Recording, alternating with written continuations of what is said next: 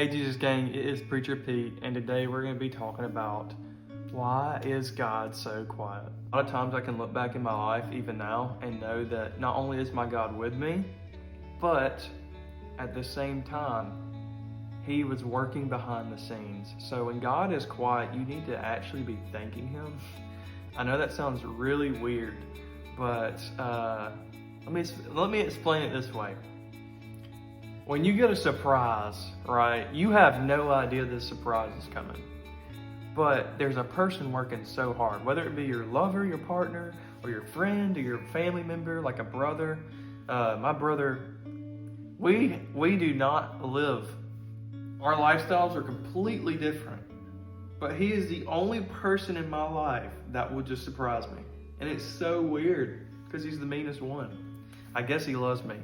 But, yeah, he's ordering, he's planning trips, and then bam, like out of nowhere, he's like, hey, here you go. And I'm like, and that's how God works. He's like, hey, I am working for you, but I'm working for you right now. And now listen, I don't want to confuse this, and we will probably dip into this tomorrow when God is quiet. I'll just get into it right now. When God is quiet, it could be because you're disobeying. For me, he was, that was why a lot of prayers I had wasn't answered. And a lot of it, when you're disobeying, you're selfish. Like you're thinking what you want. And that's why we put God's will. Because God's not going to ruin his character just for what you want. And a lot of people dip into this when God's quiet. I'm going to do my own thing. Or I'm a lukewarm Christian. I'm going to just try. And the difference is everything's a choice. Everything you do is a choice.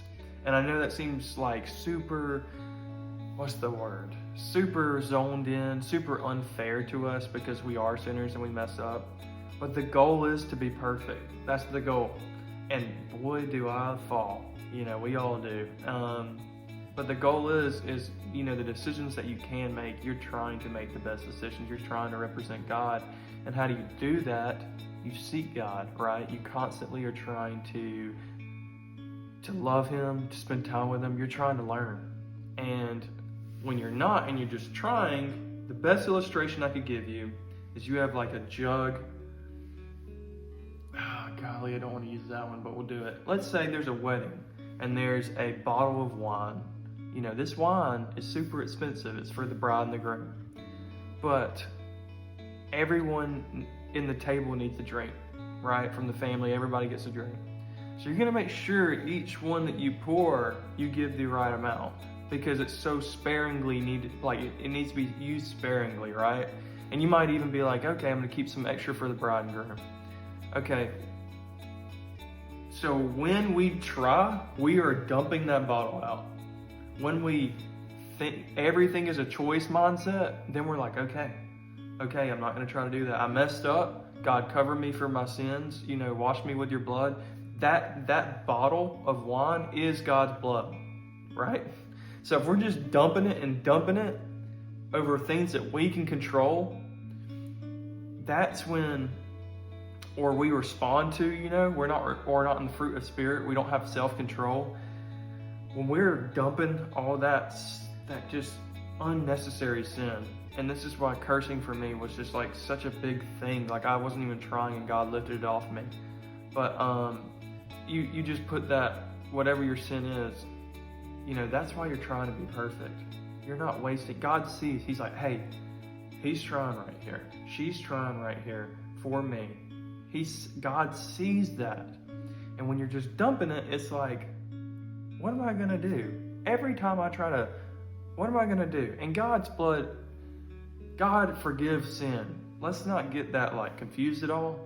But when you're trying to get closer to God, that's a big deal. Are you trying? Are you actually trying? Because if you can lie to yourself so easily. And I commented this to one of y'all yesterday.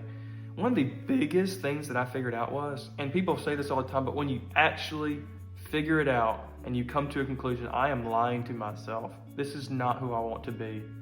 That is the best thing that can ever happen. Because I would rather be punished with God than be way back there. Because I can tell you when God was quiet in my life, when God was working in my life, it don't matter. When I chose God, I had peace. and I had purpose. And that's a lot of things people don't have right now. And that's why they're depressed, upset, and all that stuff still comes, but I have God's peace. I have God's peace. And anything outside of that drives me closer to Him because I'm locked in on God. When God is quiet, that was the bad part. We're going to get to the good part. You know, when God is quiet, it's so important that you realize that He's working hard. Think about it. Any person that you love, if they start talking to you, they're working on something. Like if y'all have really good communication, you're like, oh, they're busy. And when God's busy, He's not too busy for you. He's busy for you. Let me say that one more time. When God is busy, He's not too busy for you. He's busy for you. We just gotta realize sometimes also like how good God is. When He's quiet, you know, I always talk about preparing on this channel and waiting. But what are you going to do when God gives you what you waited for? What are you going to do when you're surrounded with people and it's not like the most godly environment and you're celebrating and you're like, you know what, I'm just going to go crazy. You know what, I'm just going to do whatever I want to. No, that's going to be, sometimes it's going to be like quiet. And that's when you realize, hey, I need to pray right now. God, what do you want me to do? God, what do you want me to do? When God is quiet, you know, we often think of the test as hardships, and yes, it is. But sometimes the biggest test can be when He's quiet. Who are you going to be when you don't feel the presence of God? Are you still going to remember everything that He taught you? Everything that you've worked on? Everything that you're trying to be? That's a big deal. This often happens with people too. I mean, you won't go talking to them for months sometimes. And then you see them and it's like, they just blossomed. And then when they see you, it's like instant connection. God is working. Just because He's quiet doesn't mean He doesn't care. It's farther from the truth. And you need to realize that. You need to realize when God's quiet, He's the same God that was with you back there. He's the same God. He did not change at all. And you need to tell yourself that. And that's when I tell you, when you figure out that you're lying to yourself and you pray in your spirit, you catch it. And it's so nice. It's like, oh my gosh, I've grown so much with God. Thank you, Holy Spirit. Thank you for the wisdom that you're giving me. I'll leave y'all with that. I'm so appreciative and I can't wait to work on a lot of new things with you guys.